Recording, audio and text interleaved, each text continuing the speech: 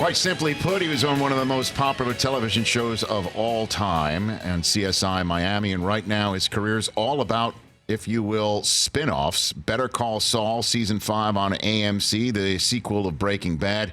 He's currently in Season 3 of Young Sheldon, which is the spin-off prequel to The Big Bang Theory, and he will be reprising his role on Sergeant Frank Tripp on RES Miami. Yeah, baby. He's Rex Linn, everybody. Speaking of which, now let me just tell you, I told you, Rich, I'm a huge fan of yours, but Right back at you, Rex. here's the thing. I have grown to be a big fan of these two convicts over here. He's got his notepad. A Mr. Mike Del Tufo and a Mr. Chris Brockman. Both have a long history of horribly bad fantasy teams and tailgate annex. Facts. Which I believe, Facts, Rex. Spoiler alert, we will be delving into in our show opens for RES Miami. Yes, we will. Now, when the highly talented individuals here at Audience and DirecTV and Kelly Beck and Richard Charney and their group came to me, Rex. They said, we got 2 ideas for your show open for Miami for the Super Bowl shows. I'm like, okay, what do you got? They said, the first one is you play David Caruso and we do a whole send-up of CSI Miami. And I said, I don't care what your second idea is. That's it. Love that. It's over. Because to get to be dress up like Caruso and then to have you involved was a total blast for me. An absolute total blast. Well, you were, I mean, you brought a lot of joy to it. Did you guys not love seeing him? Loved. Now, but you were great though, because when we're shooting the whole thing, a couple times you were just like, now here's what you should do, like maybe hunch your shoulders a little bit. I got into it as much as you did. All of a sudden, I was thinking, well, wait a minute, he can't walk before me because the grunt detective has to go first, and then Horatio has to make his cool stud, appearance. Then I started getting into it. So it turned out great for me too. I was having a blast. Yeah, it's like old times, huh? It was fantastic. It's like we had a great time on that show. It changed everybody's lives, really. We were the number one watch show for 5 out of those 10 years, and number one watch show in the world. And so we got they treated us great in Miami, and we were kind of like rock stars in Miami. It was really fun. I say rock stars. I wasn't. I was like, there were a lot of good-looking girls before me, and then Horatio, and then good-looking guys, and then there was Frank Tripp. So Caruso, the one note you didn't need to give me, because I knew this from back in the day from my 2 episodes of CSI Miami, Rex, as you know. That I know you're a veteran of the show. Well, you are. My 2 episodes of CSI Miami. And you still get residuals, I bet. do, and as a matter of fact, I'm going to want you to stay one extra segment so I can open up my residual checks. How great would it be if I open up my residual check from the episode of Caged or Deep Freeze? Those were my 2. Do you remember the old Caged Deep Freeze episodes? Yeah. Yeah, Rich, of course. And that I knew that he always, this was his move, he would put the glasses on to deliver the line. Yes, he would. Not take them off to deliver the line. No, always on. And with his hands, like, just gingerly holding them, right? He was brilliant. He was brilliant at that. And also, even in our segment, RES Miami. Yes. When he left out of frame. When he left, he did it deliberately. Everybody that tries to mimic David going out of frame, they do it in a hurry, but no, baby, he just did that. He just slid. He did like the other Collinsworth. He did Chris Collinsworth slid in. Caruso slid out. That was funny. Like a couple times, I would just put the glasses on and deliver the line, and you got to leave frame, Rich. Well, and you did that. You did that when you presented me with the 2000. By the way, yes, I was looking at my Woody. Yes, or that was out weird. May I set this up, Rex? My Woody. So the first time I ever met Rex Linn, was on the set of NFL Woody, Total Access. Oh, got it. Okay, got it. And it was the Celebrity Fantasy Football League that Rex Linn won, and the trophy was called the Woody. Got it. Thank you for the context. So now you have the floor, Rex. So I was looking at my Woody, and it said below it 2006. That was 14 years ago, Rich. Yeah. Can you believe that? And I'll never forget, I'd never played fantasy football before. I was nervous because it was Rich Eisen. But then we go to the day that we're filming the draft. So I stopped at the the magazine stand. Yeah. At Van Nuys in Ventura Boulevard, and I got an NFL Fantasy League magazine. Yes. I took it to the draft. I sat between Paul Rudd on my left, Jeff Garland on my right. They had graphs and rulers and all this stuff, and they were looking. And I'll never forget Jeff Garland looking over at me, and he goes, and deadpan, and he said, "Is that all you brought?"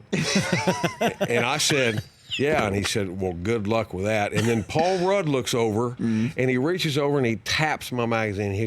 And he goes, "You're going to go a long way with that." well, let me tell you, boys, my team was T-Rex, and I beat their butt. Title. So, ladies and gentlemen. Title. And you won a television, right? We actually gave away an Big actual prize. and I was a huge 55-inch, which was giant then. Yeah. Still is. TV screen, and I got my Woody, and Where do you? Now I'm. This, Football. by the way, Hold on. Hold on. A genuine, germane question. Where do you keep your Woody? my Woody sits prominently on my office desk.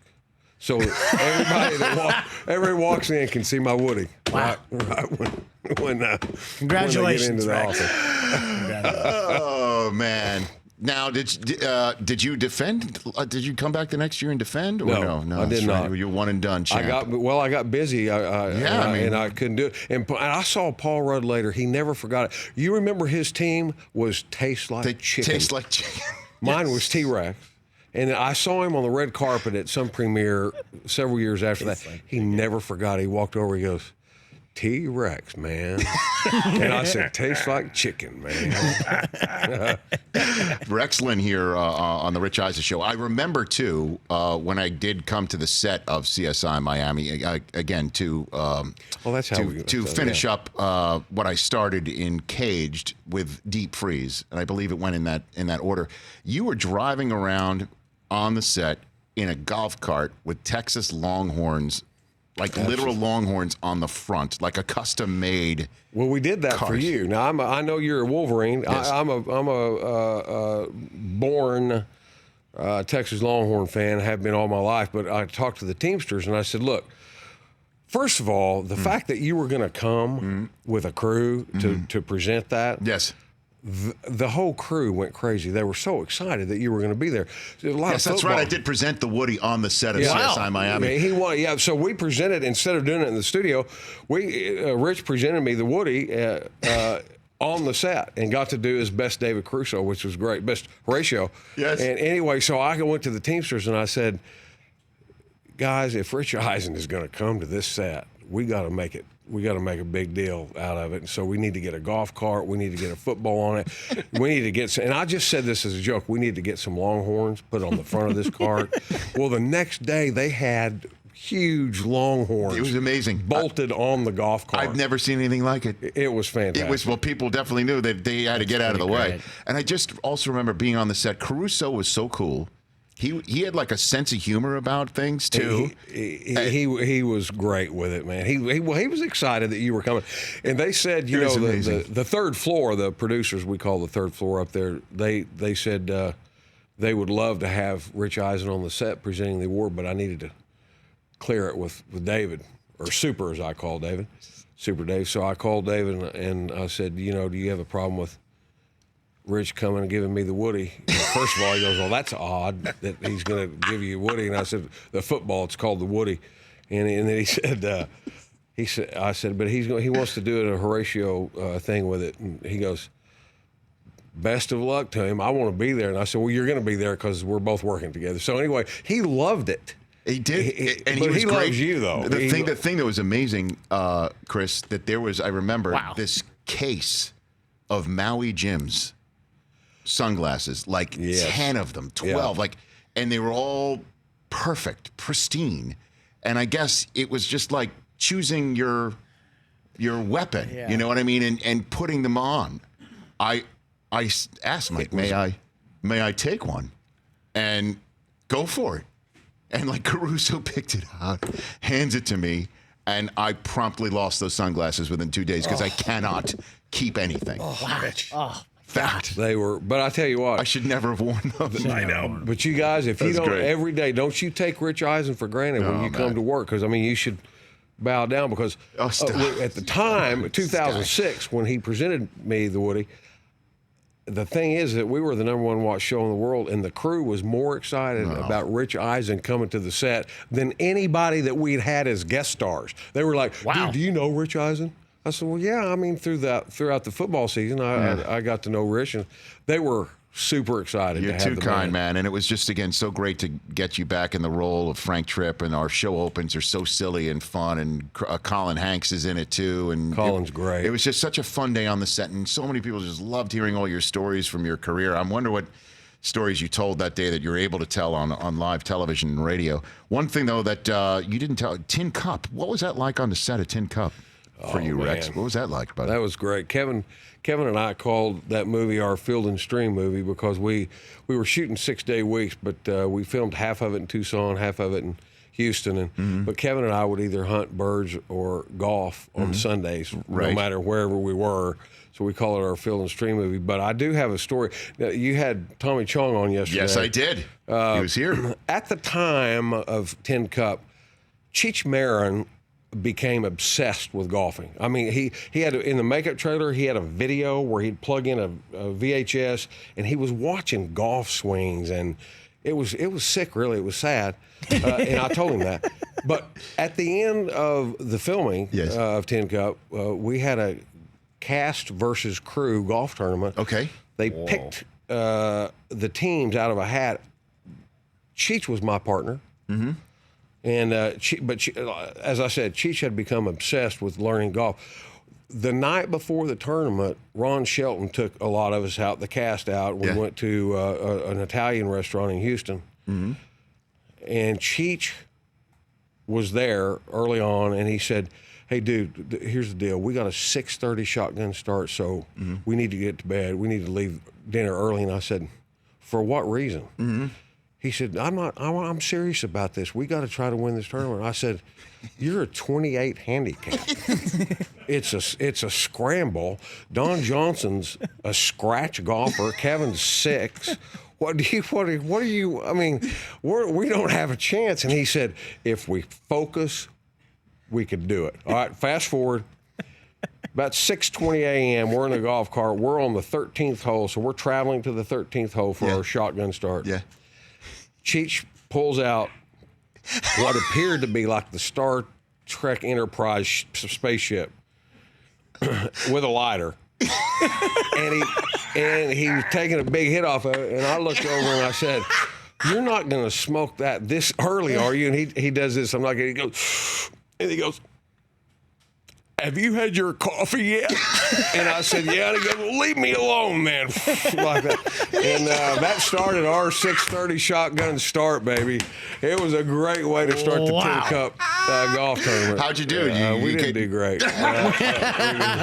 It didn't work out well for us, but that's my Tin Cup story. Oh, man. It was. By the way, I saw that movie not too long ago for the first time in 12 or 13 great, years. It still holds it's up. amazing. Rex? Still holds up. It sure does, It's amazing. man. Man, just your filmography is something else, man. I mean, Rush Hour. Rush Hour. Yeah, one of my favorites. What was that? You got a good story from Rush Hour? Oh, my God. That you can share? Actually, I'll tell you, watching Jackie Chan and Chris Tucker together, they had no idea when they, or maybe they did, but when they put those two together, they had $1 billion franchise that was coming to fruition. But I'll never forget, they did outtakes on the movie, and Chris Tucker, man. First of all, I have the utmost respect for Jackie Chan. I fell in love with him. The dude's, he's a good human being. He took us all to dinner all the time and everything. But Chris Tucker couldn't get Chelsea Clinton. He couldn't get it out. And I only had one line. And I was not even talking to Chris's character. Right. I had headphones on, and I'm supposed to turn around and go, "They're going to come down on 4th Street," or whatever the line was. So he couldn't get Chelsea out. It was Kelsey or Chalisa or what. I mean, he came up, and they just kept saying, "We're still rolling, Chris. It's Chelsea Clinton." He goes, "I know what it is." And he goes, "Well, you're not saying it." So anyway, about 13 takes later, he says it right. I completely vapor locked. I didn't know what my line was, and I'm sitting there. Now I'm holding my headphone. I went, oh man, I don't know, Chris, man. I mean, we started laughing. So it was that every day on that movie. Before I let you go, Better Call Saul comes back.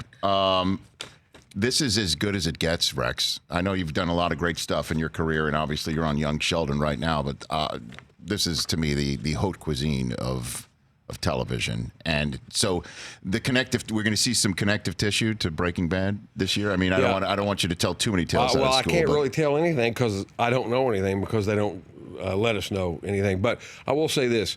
Outside of what you've shot? I'll say this. Season 5 on Better Call Saul, if you were or are a Breaking Bad fan, buckle up, Buttercup, because we're going to ease into some things that people are going to love. And the thing is, Vince Gilligan and Peter Gould also said, they've asked all the audience to be patient. Well, so sure. Season 5 gets really they take you into the fray, and you get to see a lot of Saul Goodman, and a lot of things start to happen, and all of your patience as an audience member will pay off. It'll be rewarded. I love that. It's going to be rock and roll, baby. To use the phrase, it's cooking. And, well, and I'm proud to say that they put my character right dead center in the middle of the fray, so I'm excited about that. I'm very excited about that, too. Yeah, you play Kevin Wachtel of the Mesa Verde Bank and Trust. Mesa Verde. Oh, yeah, Mesa Verde. What a great name for a bank. Great name. Yeah, Mesa Verde. So good. And well, as I say, happy banking and happy trails. Rex Linn, everybody. Rex Linn, everybody. Also, again, catch him on Young Sheldon on CBS, which is Thursdays at 8 Eastern Time. And then, of course, front and center in RES Miami every single day next week. It's going to be fantastic, baby. You're the man, Rex. What's your Instagram, by the way? You're on Instagram, correct? Are you not? I am. Get you some followers. What is you're at? Rex Linn 13. Okay, there you go. Rex Linn 13. Check him out. When we come back, I'm going to open residual checks. And, man, if they're not CSI checks, I mean, that'll be so disappointing because literally about 80% of them are. They all are. That's next on The Rich Eisen Show. Rex Linn, you are here. Hit the drop, please. Go for it, please. Pay that man his money. All right, Rex, using the letter opener given to me by my mom and dad. 246. What letter? Which envelope? 2. Envelope number 2. Come Here on we now, go. please be caged. I'm excited. You must get CSI Please residual be checks all the time, right, Rex? I do. Oh, of course. Thank you, God. All right, everybody, come on now. It is for Cage. Right. CSI Miami Cage. Yeah, baby. Rex Linn is here for me opening my check that is for a grand total of $1.21. Yes. That is fantastic. Yes. Let me open another one. Let's get on a roll. Number 4. Come on now. So exciting. Let's see if it's deep freeze. Deep freeze. A cage in a deep freeze. Come on now. I'm sorry. Oh. She cursed me out. Here we go. Andrea Savage, thank you for a residual check of $38.20. $39. Let's do this one more. That's sort of anticlimactic. Yeah, I'm sorry. The 121. We should have just quit. Come on. No, hold on a second. We're going to finish up strong. The 121 was fantastic. Oh, no, it's for late night. Late night with Seth Meyers. That's not a bad check, too. Is it a good one? It's $42. Hey-o. Okay, well, that's all right. What's the first residual check that you ever got? My first residual check was proud of it. What do you got? Walker, Texas Ranger. Oh, yes. Do you remember for how much? Yeah, it was $54. No. Look, that Texas Ranger could walk. And it went from 54 to like 10, and I just got one and I'm going to keep it too. Yes. It was for 99 cents. 99 cents. It's pretty cool. Yeah, put it next to the Woody. Well, yeah. Wow. Very few things get next to the Woody. Ladies and gentlemen, Rex Linn. I love people who've just been surfing into this conversation. What is the matter with those two? It's a trophy, people. For more of The Rich Eisen Show, tune to Audience Channel 239 on DirecTV for free on BR Live or download the Rich Eisen Show app.